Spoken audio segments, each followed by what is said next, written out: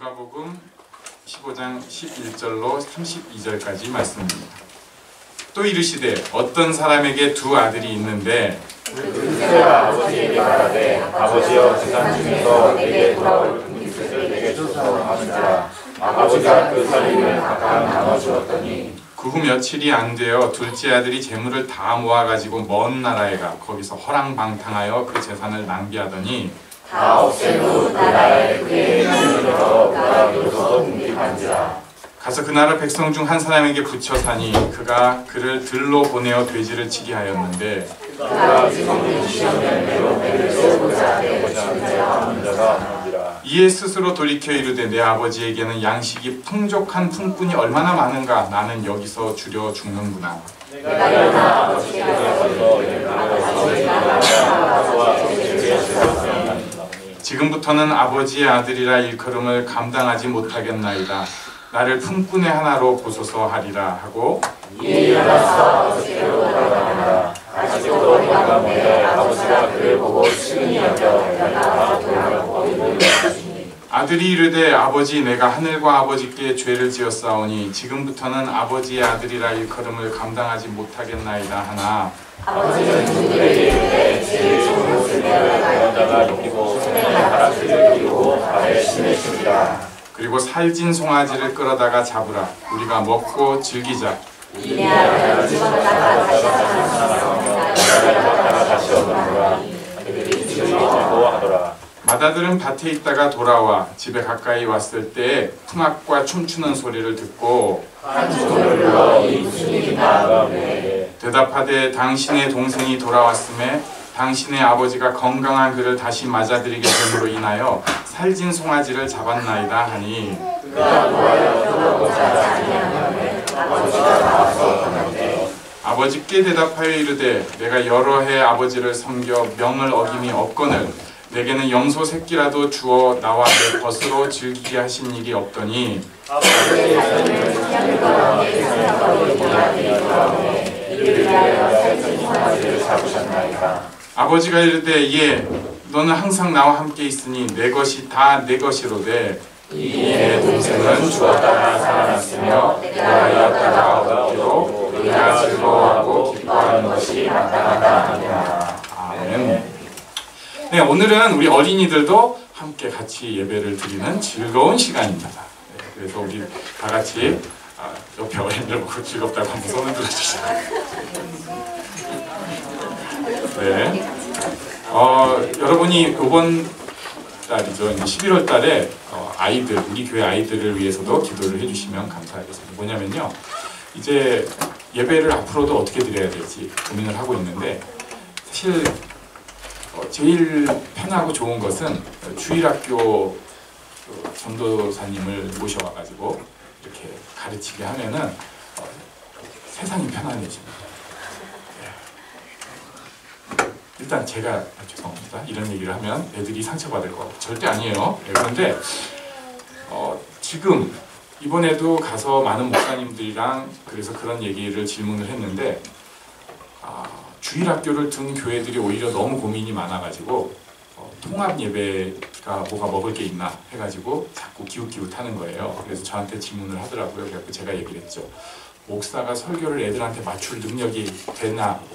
난 안 돼가지고 굉장히 고생하고 있다고 그러는데 통합 예배를 드리는 교회가 진짜 많아지고 있습니다. 왜냐하면 주일학교 애들 던져놓는 것이 결국 지금 한국교회 꼴에 원흉이 된 면이 있다.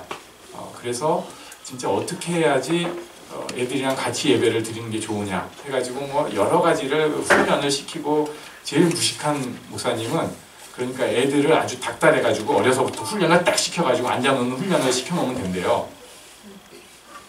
예. 저희 애들은 저절로 그렇게 됐어요. 애들이 아빠가 목사하다 보니까 이제 아들로서 좀 눈치 보느라고 또 앉아 있다 보니까 훈련이 저절로 된 면이 있는데 안 그러는데 막 억지로 시켜야 되나? 저는 그것도 고민이고 그래서 한 달에 한 번은 어른들이 못 들어줄 정도로 유치하지만 제가 어린이 설교를 잘 준비를 해볼까 하는데 아시는 분은 아시는데 제가 전에 교회에서 섬길 때 제일 어려운 게 유치부였습니다. 그래가지고 유치부 때는 꼭 뭐라도 들고 나가지고 혼자서 막 그 생쇼를 해가면서 했는데도 그 부담감, 마지막 그만둘 때까지의 그 부담감, 그걸 또 해야죠. 네, 기쁨으로 할 수 있습니다. 그래서 이런 것을 위해서 여러분이 생각날 때 꼭 한 번이라도 기도를 해주세요. 그래서 우리 교회가 아이들 정말 건강하게 자라고, 노인들도 행복하고, 아이들도 행복하고, 청년도 행복하고, 장년도 행복한 그런 교회가 되면 좋겠습니다. 광고 끝. 오늘 11절에 이렇게 말씀이 있습니다. 한번 11절 같이 읽겠습니다. 시작. 또 이르시되 어떤 사람에게 두 아들이 있는데, 여기 세 사람이 나옵니다. 세 사람. 큰아들, 둘째 아들, 아버지. 어떤 사람에게 두 아들이 있는데, 딱 요 한 구절로, 그러니까 제가 예수님 말씀 보다가 보면 진짜 할 때가 있어요. 전 설교 준비하면서 띵뛰기는 잘하고 설명은 엉뚱한 것만 하고 있어요. 제가 나중에 원고를 다시 보면 꼭 그래요. 근데 예수님은 필요한 것만 이렇게 싹 지나가면서 톡 던져줘요. 어떤 사람에게 두 아들이 벌써 등장인물 셋이라는 게 우리 인식을 하든 못하든 딱 지나갑니다. 작은 아들은요, 세상이 그렇게 좋아 보이는 아들입니다. 반짝거리는 거 보면요, 막 가서 뛰어가고 싶어요.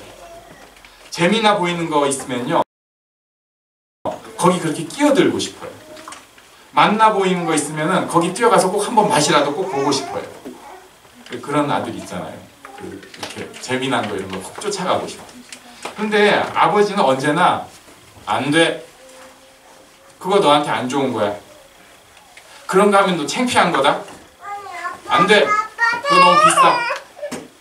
뭐 이런 식으로 아버지는 노라고 하는 거예요.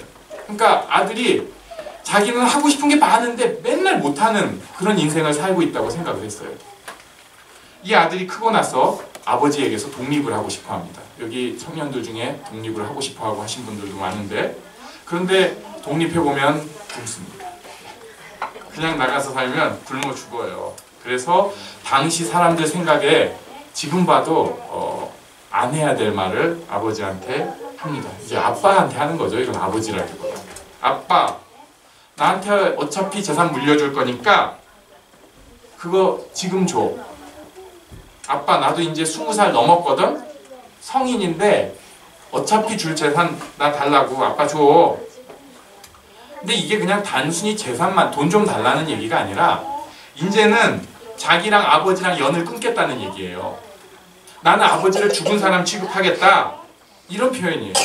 그러니까 나는 아버지랑 이렇게 아버지라고 부르기도 싫고, 뭐 지나가다 물론 아버지라고 하기는 하겠지만 연관성 갖기 싫으니까 이제 돈 주고 우리 끝내자. 그러니까 이런 애는 이제 안 되는 애인 거죠. 이때 아버지가 어떻게 해야 될까? 여러분이 만약에 아들이 있는데 아들이 그런 식으로 나오면 어떻게 해야겠습니까? 안 돼. 오!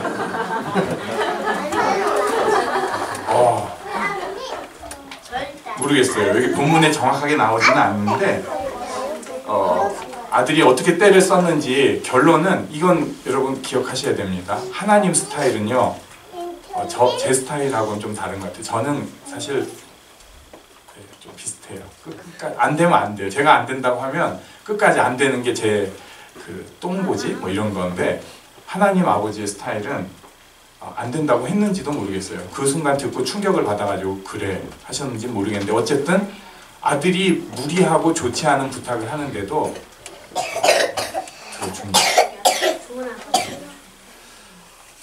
왜 그러셨는지 잘 모르겠어요. 이것에 대해서 또 설명을 할 수는 있습니다. 이제 교육적으로 이런 신뢰들이 많이 있으니까. 여기서 준 아버지하고 안 준 아버지하고 사실 준 아버지가 성공하는 경우가 훨씬 많긴 합니다. 제가 신뢰로 볼 때. 아무튼 그래서 유산을 각각 나눠줬어요. 그때 당시 유산을 나누는 것은 지금 보면 불합리하지만 아들이 둘이면은 몫을 3개로 나눕니다. 아들이 4명이면 몫을 5개로 나눕니다. 그래서 큰아들은 항상 2몫을 줬어요. 그 아버지를 섬기는 역할이 있다고. 그래서 아마도 이때도 3몫으로 나눠서 큰아들한테 3분의 2, 작은아들한테 3분의 1을 줬을 것 같아요. 자, 이 아들은 아버지를 드디어 떠나서 자기 즐거운 대로 살 길이 열렸습니다. 돈을 받고 나니까 미리미리 준비해놨겠죠? 며칠 만에 그거 싹 긁어가지고 먼 외국으로 갔습니다. 그렇게 가고 싶었던 곳, 생각만 해도 웃음이 나오는 그 행복한 곳, 방해받지 않고 내 마음대로 살면서 인생을 제대로 살 수 있는 그곳으로 갔어요. 아빠가 못하게 했던 거 더 해봤어요. 사람들에게 돈을 흥청망청 쓰면서 즐기고 놀고 신이 났습니다. 돈도 다 썼어요. 그런데 별로 크게 걱정을 안 했습니다. 저는 이 둘째 아들이 아주 바보는 아니었다고 생각해요. 어떤 생각을 했냐면 아마도 그곳은 날씨가 좋은 곳이었습니다. 그래서 이건 성경에 나온 얘기 아닌데 제 추측으로는 뭐 나일 강가 뭐 이런 데지 않았을까. 뭐냐면은 자기가 돈 쓰다가 망해도 먹을 거는 있는데 가서 최소한 먹으면서 그래 나도 햇빛 즐기면서 인생을 한번 누리면서 사는 거지. 돈이 있다가도 없는 거지. 아빠처럼 저렇게 꼭 쥐고 살 필요가 뭐가 있어. 없으면 없는 대로 강물 마시고 열매 따 먹고 해변에서 바람 쏘이면서 이것이 인생이야 이렇게 살 수 있는 거 아니겠어? 부럽지 않으세요? 여기 좀 더 넣어야지 그럼. 야자수 열매 딱 있고 거기 가끔 이렇게 팍 깨가지고 야자수 열매도 쭉 마시고 이건 돈으로 되는 게 아니야 뭐 이런 생각을 했을 것 같아요. 그런데 성경 본문에 나중에 한번 보시면은 그 동네가 흉년이 들었어요. 그건 아들 계획에 없던 거예요. 비가 안 오는 거예요. 원래 강물이 이렇게 쫙 뭐 해줘야 되는데 안 되는 거예요. 굶주리기 시작했습니다. 먹을 게 없어요. 그래서 그 나라에서 아마도 이제 얼굴 아는 사람한테 살려달라고 했더니 16절에 보니까 그 사람이 들로 보내서 돼지를 치게 했습니다. 원래 돼지 치는 일은 유대 사람들이 안 해야 될 일입니다. 왜냐하면 돼지는 부정한 짐승이니까. 그리고 또 그래서 못 해야 돼요. 그런데 방법이 없잖아요. 자기 지금 굶어 죽는 상황이니까. 그런데 문제는 이 돼지라도 치고 먹고 살아야 되는데 굶은 걸 채울 수가 없는 거예요. 배를 채울 수가 없는 거예요. 굶는 게 얼마나 서러운지 몰라요. 안 그랬으면 우리 다 다이어트 성공했죠. 야, 제가 야식을 한번 안 먹겠다고 마음을 먹는데요. 그런 땐 냉장고 진짜로 10번을 열어요. 그래서 제가 작전을 바꿨어요. 토요일은 주일 준비해야 되니까 스트레스 받지 않기 위해서 야식을 먹어야지. 좀 먹다 보면은 이제 저녁을 그래서 최대한 늦게 먹어요. 안 그러면은 너무 먹으니까. 저녁을 먹고 좀 참았다가 야식을 먹으면서 뭐 준비한다고 컴퓨터에 앉았다가 바로 일어나가서 먹고 또 앉았다가 일어나가서 먹고 이렇게 하다 보면은 나중에 한 10시쯤 되면은 이제 배가 정말 불러가지고 더 이상 제가 배가 불러서 먹을 수가 없을 정도면 얼마나 많이 먹는지 상상이 되시죠. 그게 사람이에요. 배고프다 생각하면 더 먹고 싶어요. 진짜 죽을 것 같은 거예요. 그래서 장발장 나오는 거죠. 나는 그래도 참을 수 있는데 조카는, 우리 애는 굶길 수 없다. 진짜 이건 너무 서럽다. 그때 둘째 아들이 상상을 합니다. 사실 이 둘째 아들의 특기는 상상입니다. 그래서 먼 나라로 아버지 재산 가지고 가서 다 탕진한 것도 어떤 면에서 보면 자기 상상의 산물이에요. 그러니까 머릿속에 이렇게 상상을 막 이렇게 갖고 있는 친구예요. 근데 이때 좀 건전하고 자기를 살려줄 수 있는 상상을 합니다. 먼저 상황 판단을 한 것이죠. 이 사람 상황을 한번 같이 읽어보겠습니다. 17절 시작. 이에 스스로 돌이켜 이르되 내 아버지에게는 양식이 풍족한 품꾼이 얼마나 많은가. 나는 여기서 줄여 죽는구나. 스스로 돌이켜 이르되. 굶으니까 스스로 돌이켰어요. 가끔 인생이 안 되면요, 제가 추천은 않지만 금식도 좋습니다. 네. 스스로 돌이켰습니다. 그리고 18절과 19절에 보니까 상상을 하는 거예요. 그 전에 이제 17절은 상황 판단을 했잖아요. 아버지 집에서는 일꾼들도 풍족히 먹는데 나는 굶어 죽겠구나. 그런데 18절과 19절에서는 상상을 해요. 이제 뻔뻔하고 죄송하지만 아버지께로 가야겠다. 가서 차마 내가 아들이라고는 할 수가 없으니까 저를 아들로 보지 마시고 그냥 일꾼으로 써주세요. 뭐 이런 상상을 합니다. 설마 아버지가 일꾼으로는 써주시지 않을까? 이렇게 좋은 쪽으로 상상을 합니다. 여러분 상상을 한다면 어떨 것 같아요? 아, 여기 굶어 죽겠구나. 우리 집은 그래도 품꾼이라도 그 종살이를 해도 잘 먹고 사는데 내가 그 아버지한테 가서 아버지 저는요 아들 아니에요. 그냥 품꾼으로 써주세요. 이렇게 하면은 아버지가 먹을 거라도 주지 않을까? 그런데 이 아들이 독특한 아들이에요. 보통은요 아버지에 대해서 상상할 때 어떻게 생각하냐면 우리 아버지는 분명히 나 가자마자 난 아들이 하나다. 넌 누구니? 꺼져.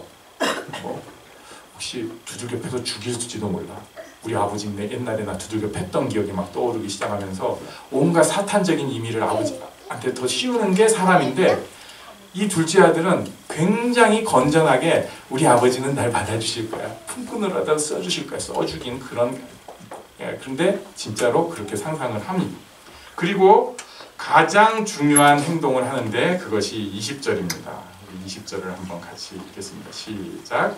이에 일어나서 아버지께로 돌아가니라. 아직도 거리가 먼데 아버지가 그를 보고 측은히 여겨 달려가 목을 안고 입을 맞추니. 이 아들의 중요한 행동은 상상만 한 것이 아니고요. 일어나서 아버지께 돌아간 것입니다. 우리 옆 사람에게 말씀하십시오. 일어나서 아버지께 돌아갑니다. 일어나서 아버지께 돌아갑니다. 우리가 이걸 못해요. 이걸 사실 옆 사람도 교회 열심히 다니는 것 같은데 내 남편이 내 아내가 교회 열심히 다니는 것 같은데 일어나서 아버지께 돌아가는 모습을 안 보이니까 자기도 안 해요. 교회에서도 일어나서 아버지께로 돌아가는 모습이 잘 안 보이니까 자기도 안 해요. 그래서 현대교회는 사기를 치기 시작합니다. 일어나서 아버지께로 가는 것 같은 그 액션과 모션을 자꾸 사람들이 하려고 하고 그것을 거짓으로라도 보여줘서 사람들한테 자극을 하려고 하는 이런 말도 안 되는 짓거리까지 생기기 시작했어요. 왜냐하면 일어나서 아버지께로 돌아가는 사람들이 그렇게 없어서 그래요. 교회는 다릅니다. 또 어떤 사람은 내가 이렇게 죄를 지었으니까 가도 소용없을 것이라는 생각을 하고 아버지께로 돌아가지 않습니다. 어떤 사람은 내가 너무 바쁘고 힘들어서 아버지께로 돌아갈 수가 없으니까 안 돌아갑니다. 어떤 사람은 내가 아직 어려가지고 무슨 상황인지 잘 모르겠으니까 나는 아버지께로 하나님께 돌아가지 않을 거야. 이렇게 지나갑니다. 그런데 어떤 상황에서 일어나서 아버지께 돌아갔더니 아버지가 거리가 먼데도 달려가서 목을 안고 뭐 입술을 맞추는데 우리 문화랑 좀 다르죠. 목을 안고 우리식으로 하면 사랑한다고 해줍니다. 이야, 여러분 아들에게 사랑한다고 하신 적 많아요. 어우, 아까 강준이 아빠도 어우, 난 없네. 딸한테 사랑한다고 해주시. 네, 조금. 그러면 배우자한테 사랑한다고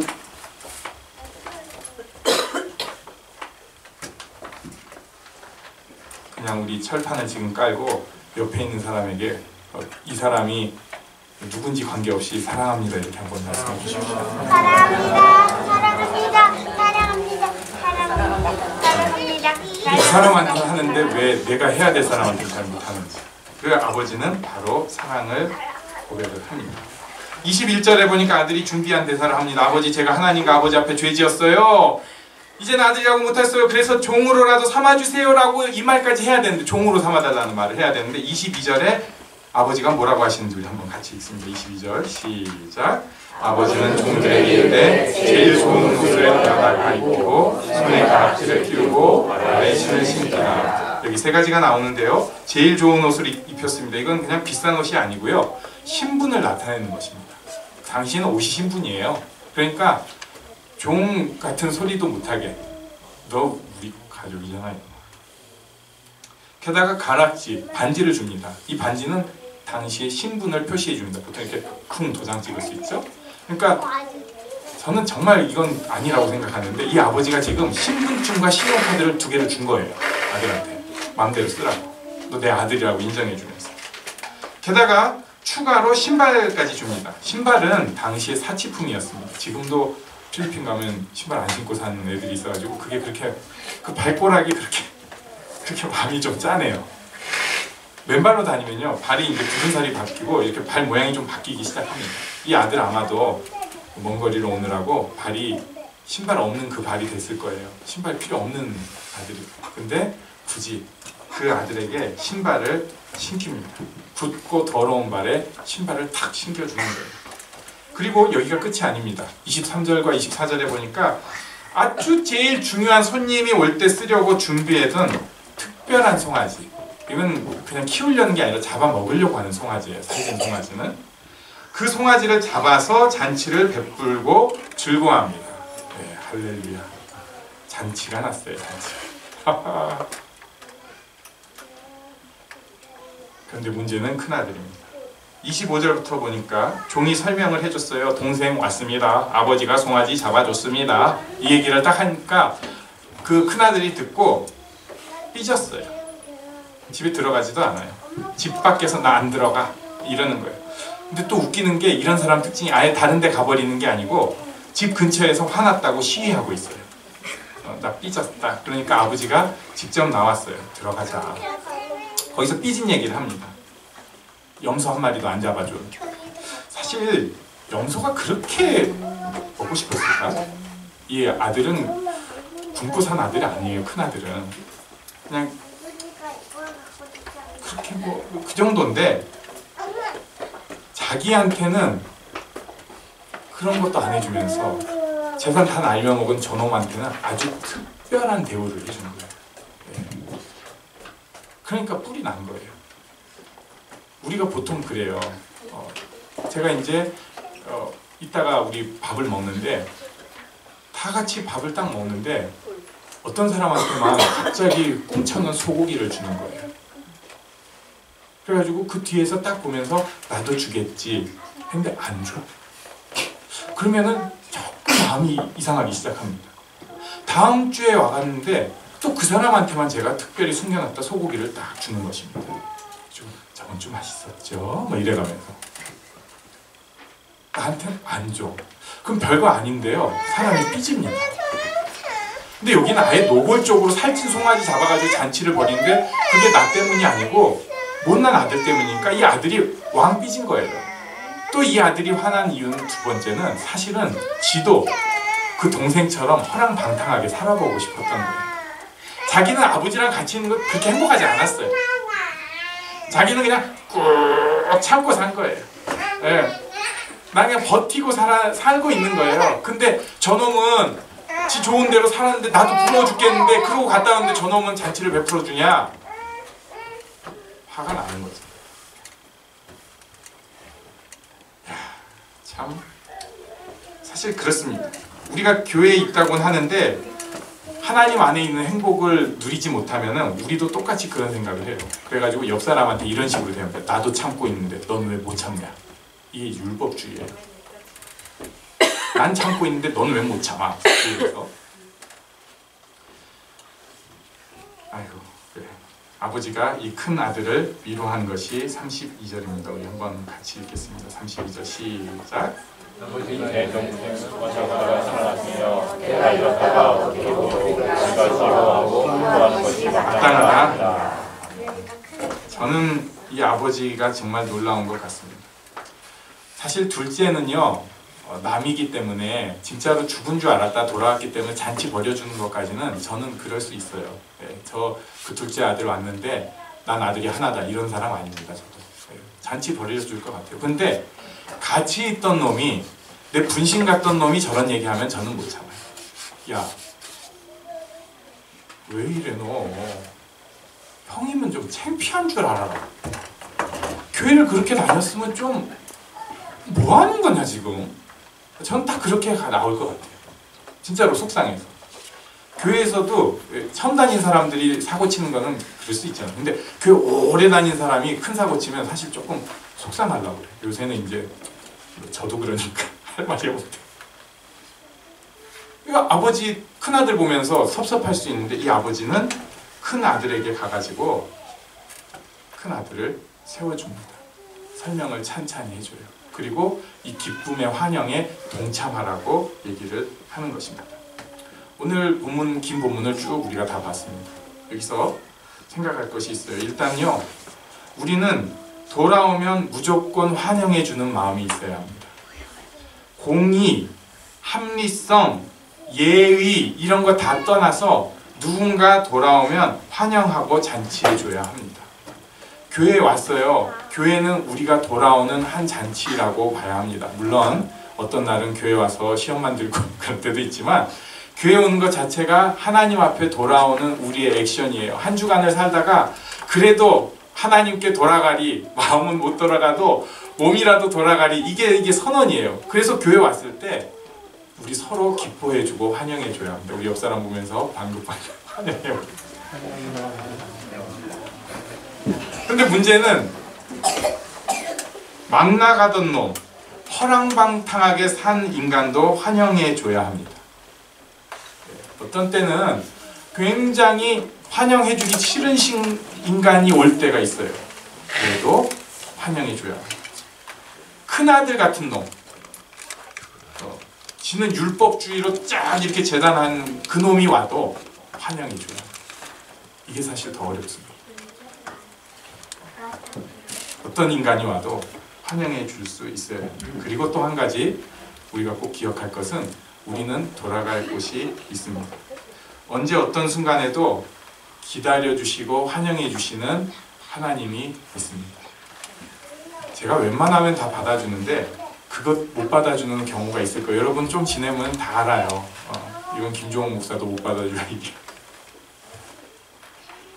그래서 제가 그래서는 안 되는데 제가 혹시 정죄할지 모릅니다. 여러분 그럴 때 시험 듣지 마십시오.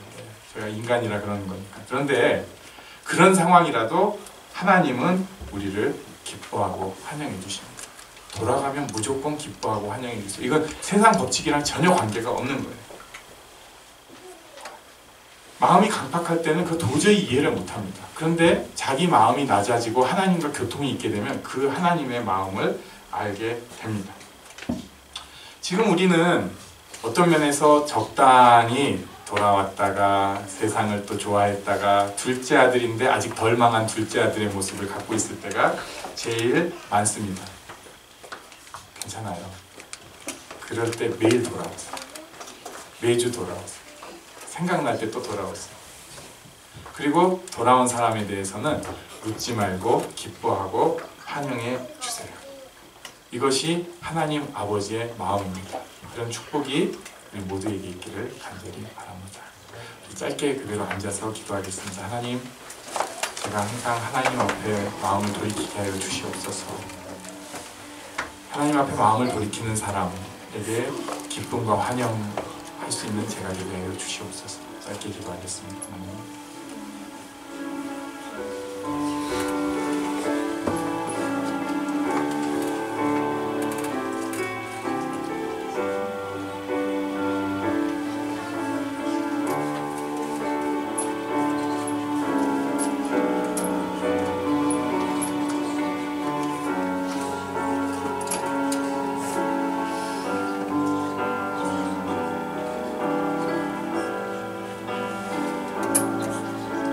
주의 사랑을 주의 선하심을 주의 은혜를 생각해보라. 하늘보다도 더 높으신 아버지의 사랑 크고 놀랍네. 아버지 사랑 크고 놀랍네. 나귀를 잃고 헤맬 때 그 사랑 날 찾아내셨네. 내 영혼의 모든 소원 만족시킨 하나님, 주의 사랑을 주의 선하심